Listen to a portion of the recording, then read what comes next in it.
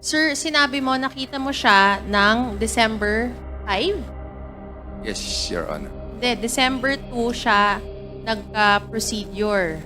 Opo. And then the next, because when you saw him on December 5, sabi mo ambulatory siya. Yes. Tapos kailan siya nakalabas? Hindi pa po siya nakakita. Hindi siya nakakalabas. Okay.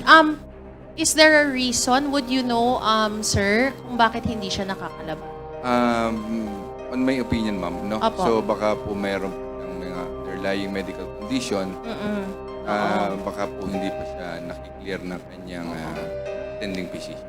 Acute stress disorder. Okay.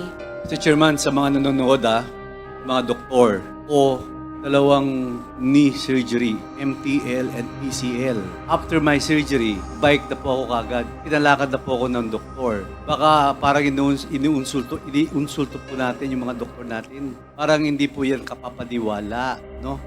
At meron po akong broken shoulder sa basketball also. Therapy lang po yan. Hindi po yan inihiga. Pag inihiga mo yan, lalo kang mahihirapan. Kaya baka nanonood po yung mga doktor dito sa ating bansa o sa ibang bansa. Baka tatawanan po tayo pag yung mga reason nyo ganyan. So yun lang po, Mr. Chairman. Thank you, Congressman Gonzales.